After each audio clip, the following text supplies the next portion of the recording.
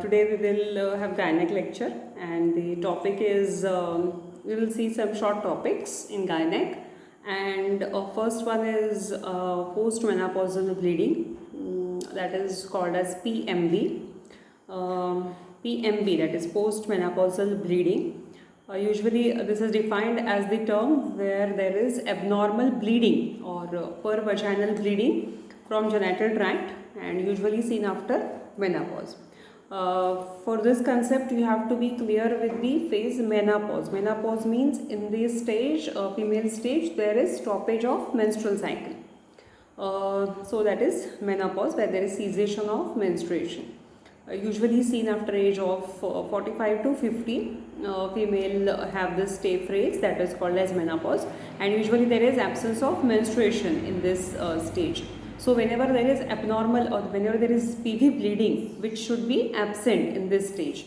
So whenever there is bleeding at menopause, it is abnormal or it is significant. We have to rule out the underlying cause or what is the pathology of that bleeding, or maybe hormonal factors or any other factors are associated. So we have to see for the causes.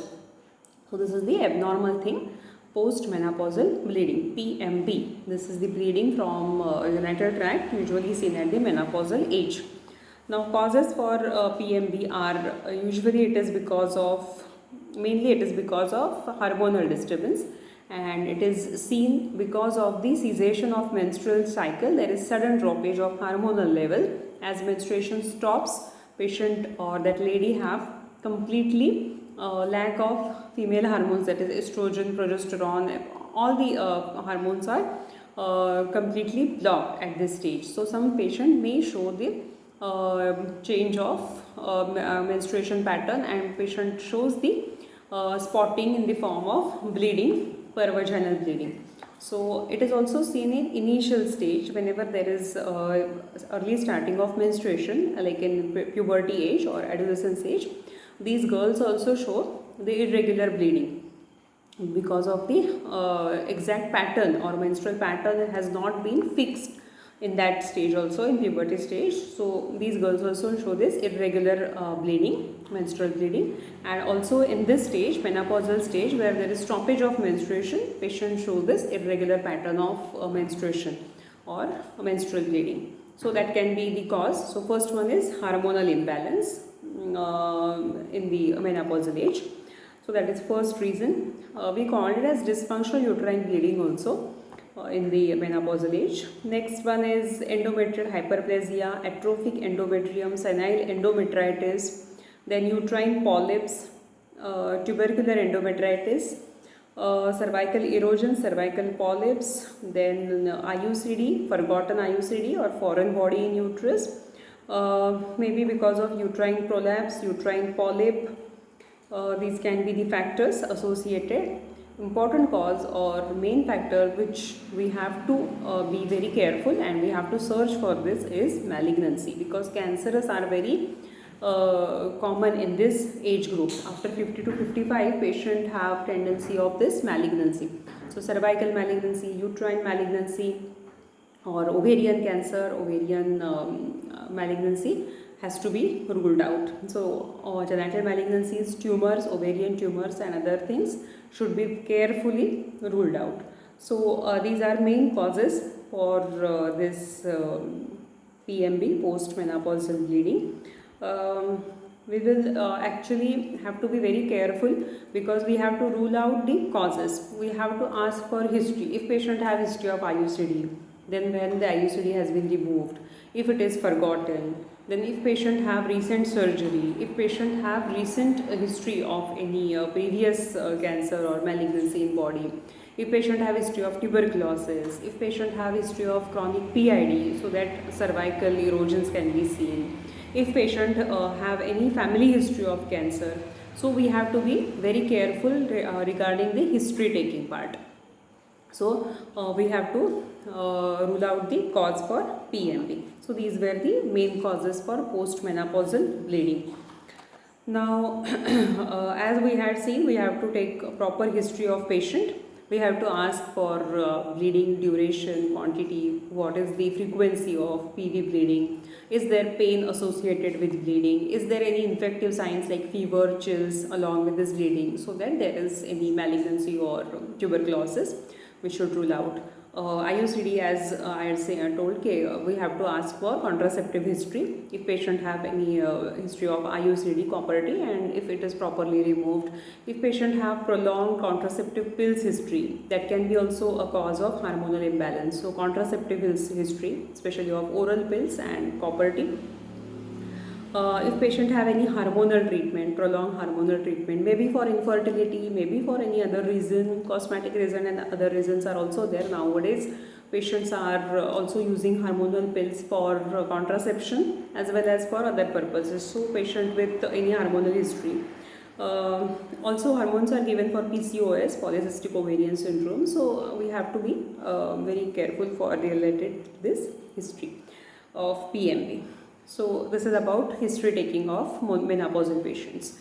Now clinical features of this patient, usually important clinical feature or symptom is bleeding. At that age of 50 to 55, bleeding is the common or it is the important complaint, per vaginal bleeding. It should not be there as there is no menstruation, no reason for per vaginal bleeding. So patient will come and directly says about this per vaginal bleeding.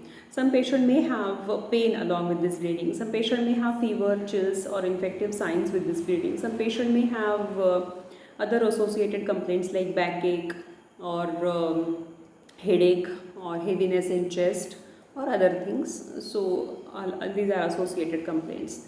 Now on examination, because of the bleeding, if it is excessive bleeding, patient have signs of anemia. If it is very excessive and large quantity of blood loss is there, patient may be in shock. So signs of anemia or signs of shock can be there, general signs. Per abdomen, usually it is normal. Sometimes it is tender, so tenderness on touch. If there is tuberculosis, gross infection, patient have the tenderness. If malignancy, we can palpate a mass which is fixed, hard and it is not mobile. So that is about per abdomen examination. PSPV examination, if patient have bleeding, we can see the bleeding per vaginally. If there is any abnormal growth, there is infective mass, there is enlargement because of infection, we can palpate the organs in PV examination. Investigations are very important at this age because all the routine investigations should be done at menopausal age. So all expected investigations are blood profile, complete blood profile, urine profile should be done. Along with that, with family history of any like factors like hypertension, diabetes, we have to rule out all those things also. So complete investigations are advised along with routine USG. USG is not a guidance or it is not the conclusive investigation for this. So we advise actually pap smear and if necessary other investigations like biopsy and other things depending on our clinical features or clinical expressions of patient. If patient have a certain loss of weight, loss of appetite, patient have continuous tiredness, weakness, fatigue.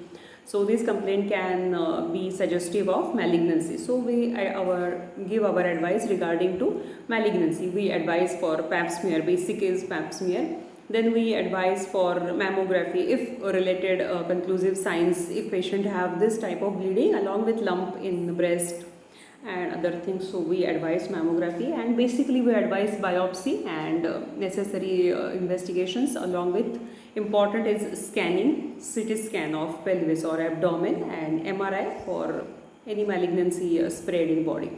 So these are basic investigations usually we advise. Nowadays FNAC study is very common and easily available, so that investigation is also advised. Fine needle aspiration and the content is aspirated and it examined for any malignancy. So these types of investigations we advise, and after this investigation patient is ruled out, patient is grouped whether she is belonging to cancerous group or malignancy group or she is without malignancy. That means patient may have infective changes or patient may have hormonal usually cause. So basically ruling out malignancy at this stage is very important. So after doing all these investigations, a patient is grouped accordingly. Now further part is treatment.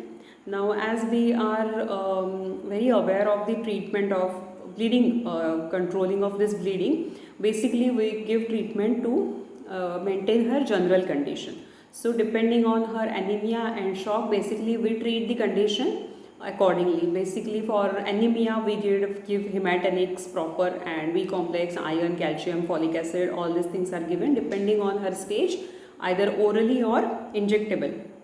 And if patient is in shock because of excessive bleeding, if she is in shock, we give IV fluids, painkillers, antibiotics, if necessary blood transfusion. Any serious condition is there, we can give the blood transfusion. So maintenance of general condition of patient, we focus basically on life-saving method. After that, one by one we rule out the reason. If patient have tuberculosis, if patient have just hormonal disturbance, if patient have any polyp, cyst, tumor, or patient is in malignant stage. So our treatment will be accordingly. If patient have any hormonal disturbance, we can give a hormonal replacement therapy for 3 to 6 months depending on her clinical features.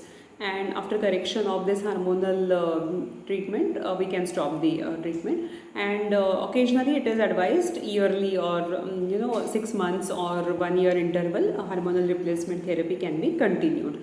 And if malignancy, treatment accordingly is given. If tuberculosis, treatment of tuberculosis is given. So treatment basically depends on the cause.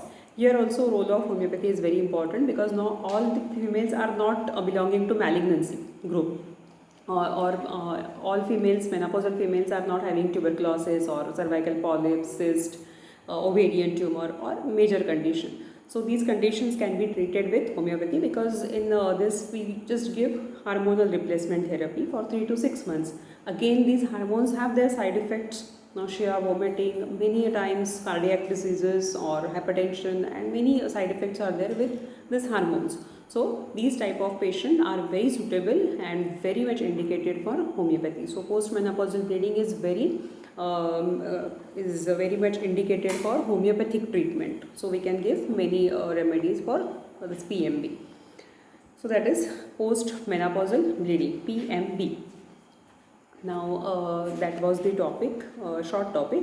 Now next topic is hirsutism. That is the condition. Hirsutism is the condition where there is excessive level of androgen in females. As we are aware of this hormone, female sex hormones are estrogen and progesterone, and male sex hormones are androgen, testosterone. So in females also there is presence of this male sex hormones in minute quantity. In some females there is rise or increase in the level of male hormones, and that will reflect as some expressions like male-like expression in females. So one of these condition is hirsutism. So hirsutism is excessive or increased level of androgen hormone, which is expressed as the hair distribution, especially on face, male-like hair distribution, especially on face of female. So that is hirsutism, that is excessive or increased level of androgen expressed by the male-like hair distribution on face. So this is the condition where there is increased level of hormone. Now because of the increased level of hormone, androgen hormone, the behavior of female is changed. Sometimes there is change in voice, and there is presence of hair distribution like mustaches and beard on the face. So it may also hamper on her menstrual cycle. So various types of changes can be seen in this female, and important are the hair distribution and change in voice, and usually absence of menstruation or irregular menstruation, or oligomenorrhea, that is very less bleeding during menstruation. These can be the clinical features of that girl. Usually it is seen in very young females. Puberty age is very common for this type of condition. Now on examination we will find the particular type of distribution, hair distribution. We can find the secondary sexual characters are not properly developed, and depending on other condition we can judge the patient where there are external expressions are like male in that female or in that girl. So clinical features are very obvious, and investigations are usually we do the hormonal assessment blood investigations are advised, and we do the hormonal assessment. We check the level of female hormones as well as male sex hormone, and by that we can be very clear about the increased level of hormones. Also, sometimes we do for her menstruation and other complaints, we do USG. If necessary, CT scan and MRI is done, but USG is commonly done. So these are investigations for hirsutism, and treatment is usually there is causes because of increased level of androgen. So we have to lower down the level of androgen, and we have to increase the female sex hormone. So we give estrogen, female sex hormone, with progesterone. So oral contraceptive pills are commonly available, and they can be given for that girl, but we have to be careful because usually it is seen in small girls or puberty age. So we have to be careful while giving this hormonal treatment. We have to monitor that girl, and we have to check the changes on her body because of the contraceptive pills. We have to check for secondary sexual characters. We have to take proper history about the menstruation and other changes in her body. So this pills can be continued, and if necessary other hormones, female sex hormones, can be added, and along with that treatment is given depending on her changed pattern, secondary sexual characteristics development and menstruation development and other things. We can continue the hormonal treatment. Usually it is advised for a short period, but depending on her condition we can advise the treatment. So that is about hirsutism and PMB, that is postmenopausal bleeding. These were the very common topics we had seen, and now we will discuss about one more short topic. These are topics which are usually asked for short questions, and they are separate topic. Postmenopausal bleeding was a separate topic where there is abnormal bleeding at menopausal age. Hirsutism is a separate topic where there is abnormal distribution or male-like distribution of hair, especially seen in young girls, and where there is increased level of this androgen hormone. Okay, so now we will see about another topic, that is abnormal vaginal discharge. Now abnormal vaginal discharge is usually a type of discharge where there is normal vaginal discharge is usually it is watery and which is non-offensive, and usually this doesn't have any pain or burning sensation. But whenever there is abnormal discharge, that will cause pain, burning, and sometimes it may be purulent pus-like, and sometimes patient have urinary problems along with that. So this is about abnormal vaginal discharge. Usually it is because of the reasons which are common are infective. So infective causes are bacterial infections and viral infections. We had seen bacterial infections, in that we have to write down STDs, sexually transmitted diseases, vaginitis, and various types of bacterial infections. All this has been taken for you, so you have to make your own answer for it. So infective causes, in that infective discharge is usually it is pus-like, purulent, it is offensive. Because it is infective, it is offensive, and it is very irritating in nature. That causes irritation, burning, and pain. That is about infective discharge. Second one is non-infective. Non-infective is usually non-specific. We call it as leukorrhea. Leukorrhea we had studied in detail. So non-infective is leukorrhea. Leukorrhea, which is usually non-purulent, it is non-offensive, and it is non-irritant. So that is leukorrhea. You have to write down the basic information about leukorrhea in this topic. Now next one is because of the foreign body.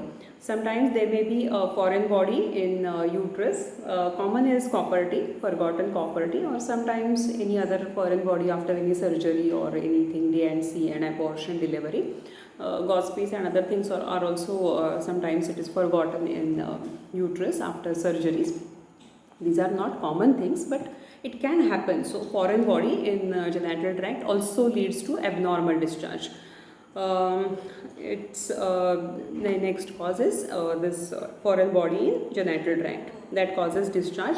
which is usually blood stained, which is painful, and patient have some history regarding to that foreign body, surgical history or sometimes rape history or property history. So patient give the history regarding to that. So that is foreign body. Next is neoplastic or malignancy. That is very obvious. Because of cancer or malignancy, patient have discharge, and that discharge is very typical. It is usually blood stain. It have a smell, but it is not purulent. It is not a smell like infectious. So malignancy is the main cause for abnormal vaginal discharge. So main causes of abnormal vaginal discharge, first one is infective, bacterial and viral. In that you have to write down all the infections which we had seen in PID also, in STDs also, and in various bacterial and viral infections. So these types of infections. Next is non-infective, that is leukorrhea. That also we had studied in detail. Next is foreign body, that is because of some history, patient have the foreign body in genital tract and that causes abnormal discharge. Next is neoplastic and malignant, that also malignancy that leads to abnormal discharge from genital tract, which is usually blood stained. It is also purulent, offensive, but it is different from infective discharge. So these are important causes for abnormal vaginal discharge. Now clinical features of this abnormal vaginal discharge are depending on the cause. If patient have infectious type of discharge, patient will have purulent discharge, which is very offensive in nature, which causes burning and irritation of part, which are along with urinary disturbance, which are along with fever and chills, general complaints. So these are the complaints with infective. Non-infective is leukorrhea. Patient does not have any associated complaint. Patient will just complain of excessive vaginal discharge. Nothing else is there. Along with that, sometimes patient have this burning and itching of genital tract. If it is foreign body, patient will give some history regarding to that. And if it is malignant, age group is quite suggestive. After age of 50 and other 50 to 55, patient belongs to that group. So patient will give the history of any previous history of any malignancy or cancer, or sometimes family history of any cancer, or patient have any recent history of any cyst or tumor in abdomen.